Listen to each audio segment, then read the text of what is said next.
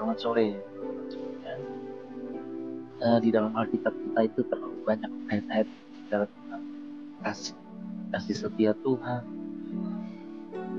kasih dan kebenaran Tuhan, kebaikan Tuhan,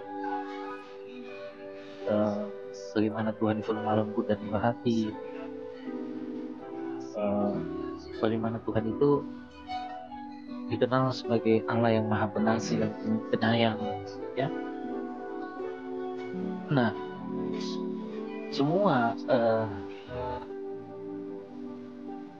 sifat-sifat Tuhan yang maha pengasih dan penyayang ini, kenyataan-kenyataan kehadiran Tuhan yang penuh kasih dan sayang ini menjadi membingungkan ketika muncul pemikiran-pemikiran manusia yang berusaha mengkonsepsikan peristiwa salib, ya, peristiwa di mana Tuhan Yesus mengalami suatu hal di atas bukit Golgota, ya, di Golgota, ya, dan itu dikatakan sebagai bagian final dari tujuan dan pelayanannya datang ke dunia untuk menyelamatkan umatnya dari dosa. Sebenarnya ini tidak menjadi sulit, ya, dipahami oleh orang-orang Kristen ketika mereka tetap pada firman Tuhan. Pemikiran mereka tetap pada isi firman Tuhan. Bagaimana Allah yang maha pengasih dan penyayang itu penuh kasih setia, panjang sabar, lemah lembut, gitu. Ya, adalah satu-satunya, ya, bukan dua Allah, apalagi tiga. Gitu. Pemikiran menjadi rumit ketika muncul konsep Tritunggal yang dipelopori oleh orang-orang yang kemudian dilegalkan sebagai bapak-bapak gereja. Karena dengan konsep-konsep yang mereka buat, Tritunggal ini, Allah Bapa bukanlah Allah Anak bukanlah Allah Roh Kudus bukan Allah Bapa, dan Yesus Kristus itu hanya Allah Anak. Disinilah letak pemikiran di Golgota, ya. Dan itu pemikiran ini menjadi rumit.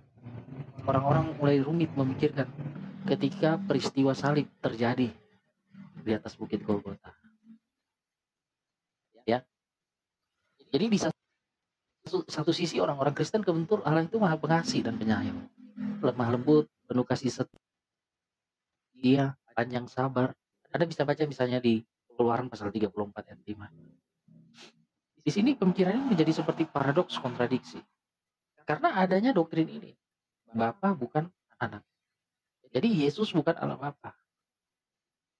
Ya. Jadi peristiwa salib itu bagaimana? Rencana siapa? Kehendak siapa? Jadi ketika orang membaca peristiwa di Taman Getsemani beberapa jam sebelum Tuhan Yesus ditangkap, dia berdoa, kalau sekiranya mungkin, biarlah cawan ini lalu daripadaku. Namun janganlah kehendakku yang jadi, namun biarlah kehendakmu yang jadi. Orang menangkapnya, wah, berarti Bapa ini kan bukan Yesus. Berarti kehendak Bapa di surga adalah penyaliban. Banyak orang mengatakan kemudian, ya, kehendak Bapa memang penyaliban, dan dia merencanakan jauh-jauh hari, bahkan sebelum kekekalan dia sudah merencanakan penyaliban itu terjadi. Jadi bertentangan sekali dengan sifat yang maha pengasih dan penyayang, ya, penuh kasih setia.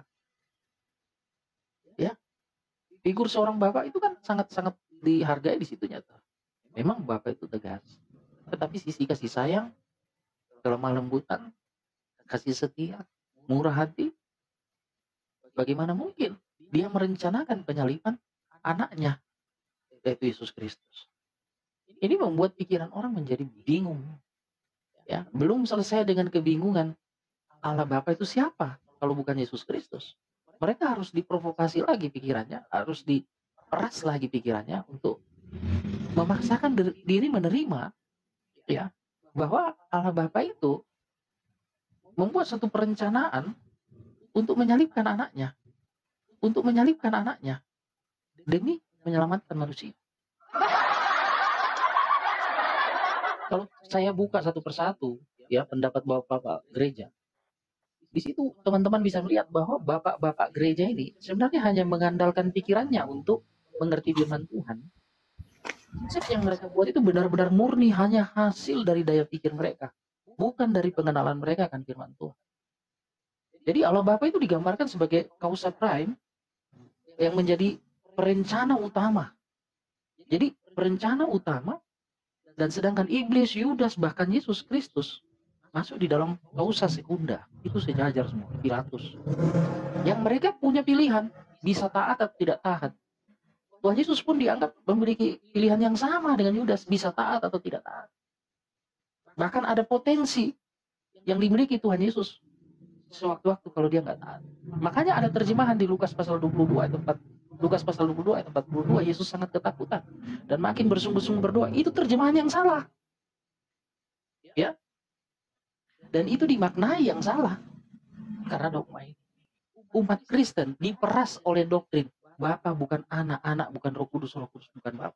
Diperas lagi dengan pikiran Bapa mengorbankan anaknya, merencanakan penyaliban anaknya jauh sebelum, bahkan sebelum ciptaan. Coba bayangkan.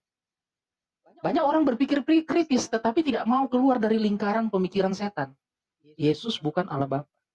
Akhirnya muncullah seperti seorang Edis. Penyaliban itu nggak mungkin rencana Allah Bapa, itu rencana iblis yang dipakai Allah Bapa untuk menggenapkan tujuannya. Jadi ada kolaborasi. Sebenarnya kalau kita mau berpikir kritis dan jernih, ada lingkaran setan yang sudah dibentuk di awal, yaitu Yesus bukan Allah Bapa. Itu penyebabnya polemik ini, saudara-saudara. Itu penyebabnya. Jadi akibat dari doktrin dan konsep buatan manusia, manusia itu harus membuat lagi konsep dan doktrin baru untuk.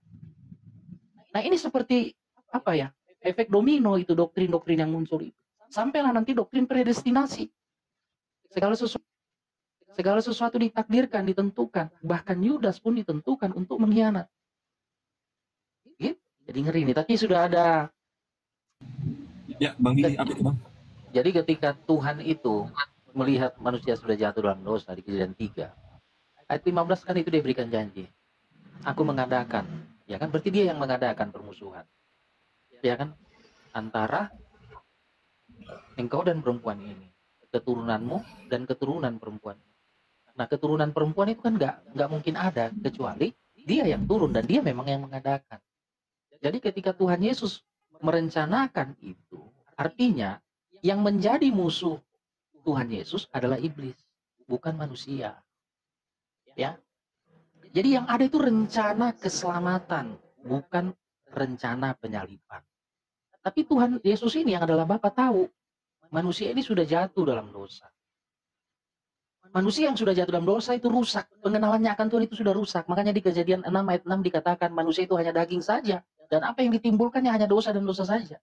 Jadi dia udah tahu kalau dia datang nanti, kalau dia datang dengan segala kemuliaannya, maka semua manusia yang berdosa ini akan bersifat munafik. Tiba-tiba mereka menjadi orang soleh, saudara-saudara. Iya kan? Tiba pakai sorban. Iya kan? Atau tiba-tiba dia pakai apanya pendeta. Atau jubahnya paus itu. Ada, wah, tiba-tiba jadi orang soleh semua ketika Tuhan datang dengan segala kemuliaannya. Ada pilihan kedua. Dia datang seperti kita. Jadi anak. Untuk memisahkan nanti mana orang fasik, mana orang benar. Maliaki 3, Daniel 12, Wahyu pun demikian berkata-kata. Matius 24-25. Pilihan kedua yang dia datang. Dan dia tahu manusia berdosa ketika dia datang untuk menyelamatkan akan menolak dia. Makanya Yohanes 1 ayat 9, 10, 11 apa dikatakan? Dia datang kepada milik kepunyaannya menolak dia. Dunia tidak mengenal dia. Jadi itu dia udah tahu, pengetahuannya dari semula dia udah tahu ini. Manusia yang diciptakan menurut gambar dan rupanya adalah anak-anaknya yang paling dia kasihi ini. Kalau dia datang karena mereka sudah jatuh dalam dosa akan ditolak. Apa yang dia rencanakan dalam menghadapi penolakan itu adalah menyerahkan dirinya, mengorbankan dirinya. Jadi Rencana salib itu adalah rencana dia sendiri, bahwa dia mengorbankan dirinya, bukan rencana bundir. Dia akan menyalibkan dirinya. Tahu manusia yang berdosa akan menolak dia dan diprovokasi oleh iblis. Iya kan? Dan ketika dia datang, apa yang dia ketahui karena dia maha tahu itu benar-benar terjadi. Dia tinggal menyerahkan saja dirinya. Ya, iblis berusaha menumpahkan darah manusia. Petrus dibujuk untuk angkat pedang membela gurunya. Tapi Tuhan Yesus bilang, sarungkan pedangmu. Bahkan Petrus jauh hari sebelum dia bilang, enyahlah iblis. Ya kan? Yudas dirasuki oleh iblis. Supaya apa? Dengan pikir dia, dengan menyerahkan Yesus, nanti murid-murid akan melawan, Tuhan Yesus akan bela murid-murid, terjadi pertumpahan darah. Tuhan Yesus datang tidak memandang manusia, baik murid-muridnya, baik Yudas, baik Pilatus, baik Kayafas, baik itu semua sebagai musuhnya. Tuhan Yesus datang dengan penuh cinta dan kasih, tujuannya satu, menyelamatkan umatnya dari dosa. Matius 1 ayat 21, dan itu tidak mungkin gagal. Bagaimana supaya itu tidak gagal? Dia yang berkorban, sama seperti yang berkorban, sama seperti bapak itu, anaknya ya marah sama dia karena nggak kenal, nggak ngerti rencana bapaknya.